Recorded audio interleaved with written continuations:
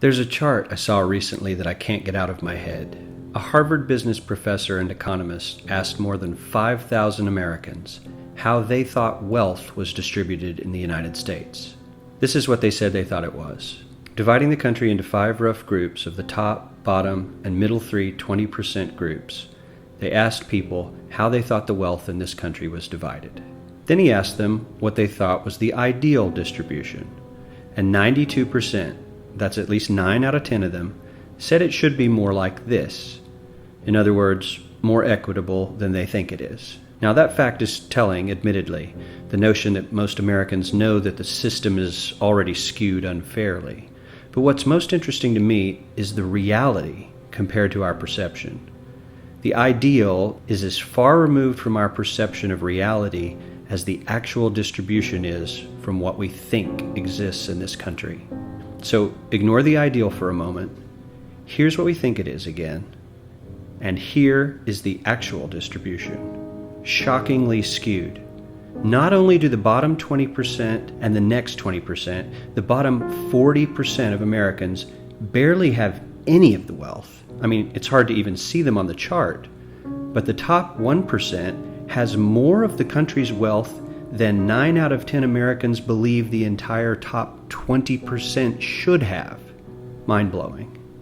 But let's look at it another way, because I find this chart kind of difficult to wrap my head around. Instead, let's reduce the 311 million Americans to just a representative 100 people. Make it simple. Here they are: teachers, coaches, firefighters, construction workers, engineers, doctors, lawyers, some investment bankers, a CEO, maybe a celebrity or two. Now let's line them up according to their wealth. Poorest people on the left, wealthiest on the right, just a steady row of folks based on their net worth. We'll color code them like we did before based on which 20% quintile they fall into. Now let's reduce the total wealth of the United States, which was roughly $54 trillion in 2009, to this symbolic pile of cash. And let's distribute it among our 100 Americans. Well, here's socialism, all the wealth of the country distributed equally. We all know that won't work. We need to encourage people to work and work hard to achieve that good old American dream and keep our country moving forward. So, here's that ideal we asked everyone about. Something like this curve. This isn't too bad. We've got some incentive, as the wealthiest folks are now about 10 to 20 times better off than the poorest Americans. But hey, even the poor folks aren't actually poor, since the poverty line has stayed almost entirely off the chart. We have a super healthy middle class with a smooth transition into wealth. And yes, Republicans and Democrats alike chose this curve. 9 out of 10 people, 92%, said this was a nice, ideal distribution of America's wealth. But let's move on. This is what people think America's wealth distribution actually looks like. Not as equitable, clearly, but for me, even this still looks pretty great. Yes, the poorest 20 to 30% are starting to suffer quite a lot compared to the ideal, and the middle class is certainly struggling more than they were, while the rich and wealthy are making roughly 100 times that of the poorest Americans and about 10 times that of the still healthy middle class. Sadly, this isn't even close to the reality. Here is the actual distribution of wealth in America. The poorest Americans don't even register. They're down to pocket change, and the middle class is barely distinguishable from the poor. In fact, even the rich between the top 10 and 20 percentile are worse off. Only the top 10% are better off. And how much better off? So much better off that the top 2 to 5% are actually off the chart at this scale. And the top 1%, this guy, well, his stack of money stretches 10 times higher than we can show. Here's his stack of cash, restacked, all by itself. This is the top 1% we've been hearing so much about. So much green in his pockets that I have to give him a whole new column of his own, because he won't fit on my chart. 1% of America has 40% of all the nation's wealth. The bottom 80%, 8 out of every 10 people, or 80 out of these 100, only has 7% between them. And this has only gotten worse in the last 20 to 30 years. While the richest 1% take home almost a quarter of the national income today, in 1976 they took home only 9%, meaning their share of income has nearly tripled in the last 30 years. The top 1% own half the country's stocks, bonds, and mutual funds. The bottom 50% of Americans own only 0.5% of these investments, which means they aren't investing. They're just scraping by. I'm sure many of these wealthy people have worked very hard for their money, but do you really believe that the CEO is working 380 times harder than his average employee? Not his lowest paid employee, not the janitor, but the average earner in his company. The average worker needs to work more than a month to earn what the CEO makes in 1 hour. We certainly don't have to go all the way to socialism to find something that is fair for hardworking Americans. We don't even have to achieve what most of us consider might be ideal. All we need to do is wake up and realize that the reality in this country is not at all what we think it is.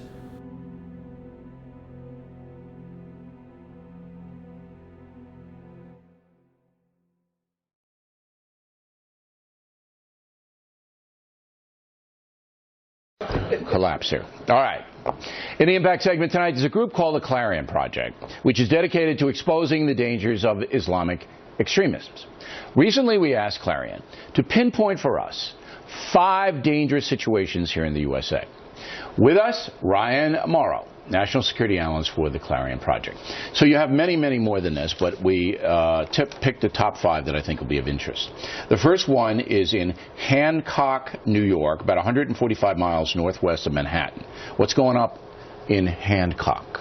There's actually a place there called Islamburg. They have a sign that says, "Welcome to Islamburg." It's about a 60-70 acre large compound, and it's the headquarters for a group called Muslims of the Americas that follows a radical cleric in Pakistan. The videotape that's on the screen is something that was given to me by law enforcement, showing them engaging in guerrilla warfare training at that Islamburg compound. Okay, so Islamburg, upstate New York, they have weapons. It's private property. Right. All right. They're training on the property. Can the authorities do anything about it? Beyond monitoring them, no, because they're not listed as a foreign terrorist organization. FBI documents that we've obtained do show that they consider them a threat, but because they don't have that designation, they're able to operate in the U.S. and we have a dozen. Do you know how many people are up at this compound? That specific one, no, but the estimates of the number of members that this group has across the country, they say they have 22 of these places across the country, is somewhere around 3,000. Training ground. Wow. All right. Now we have the Dar el Hara Islamic Center in Falls Church, Virginia. What's going on there? Right, a history of radical leadership over there. Anwar al-Awlaki used to be their imam before he went over and he joined Al-Qaeda. And there was even videotape that was taken of the current imam speaking recently in Virginia, where he specifically said that Muslims should be first in line to get the arms for jihad. All right, so at this center in Falls Church, there's an imam there presently. Right. Who wants to get arms for the jihad. He preaches that that is a requirement upon Muslims. Wow. All right, the third one is one I mentioned last night in Brooklyn, New York, with John Stossel. It's the Masjid at-Taqwa Mosque. What's going on here? That's led by Suraj Wahaj, one of the most radical imams in the country, yet he manages to be a rock star speaking at Muslim events across the country, and even college campuses. He's going to be in Dallas this weekend in Garland, Texas for a big conference, and I brought that up to the imam we had on last night, who didn't seem to think this guy was so radical. He didn't address that. He was addressing the issue of whether he's been prosecuted, which is a whole nother thing. If you look at what he's been preaching, it's sheer anti-Americanism, turning America into a caliphate, and his mosque was even suing the NYPD because they were conducting surveillance on it. That's right, that de Blasio pulled off. So this is a bad hombre, as I said to Sasa last night. Then there's another one in New York City. This is in Jamaica, Queens, the Islamic Circle of North America. What's this all about? Right, this is a major organization with origins in Pakistan, with an Islamist group over there. Polls show that only about 2% of Muslim Americans say that this group represents them, but they're one of the most well-organized there. One of the leaders was actually indicted on war crimes in Bangladesh, and we have a copy of one of their teaching guys that tells Muslims to engage in deception in order to advance the jihadist cause and to implement Sharia governance. All right, then this comes out of Queens, right? This out of this mosque. That's the headquarters. That's the headquarters. All right, and finally, and this is the most controversial one, you have CARE, the Council on American-Islamic Relations, and they've been on this program. They do a lot of media. And what are you saying, that they're a dangerous group?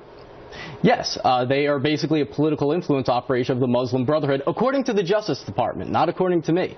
They specifically listed CARE as an entity of the U.S. Muslim Brotherhood, specifically its Palestine committee that was secretly set up to advance the Hamas agenda. And the FBI wiretapped their leaders in 1993, talking about setting up CARE so that they could influence the media in their direction. Well, and that's what they do. They come out and they say, look, we're moderates, and we just want to give you our point of view. But you say that they're directly tied into terrorist groups?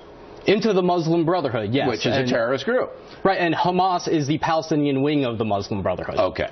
Now, final question is, this is pretty frightening stuff, but you would assume the FBI knows about all of this, if you know about it, and Sure. the Justice Department is surveilling them and have them under control. And in a free and open society, this is the rest of them that we didn't talk about. This is the map that all of these have radical Muslim mosques or operations in all of those towns. And it's amazing. Look at them. Sacramento, outside of L.A., Pittsburgh, Chicago, on and on.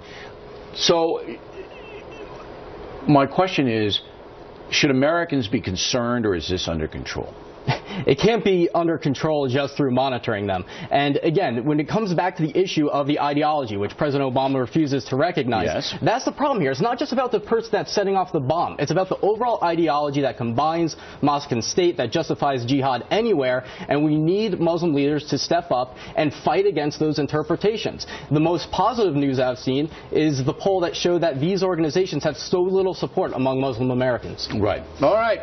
Very interesting, Mr. Moreau. Thank you for coming on. Thank you. Directly ahead, President Obama.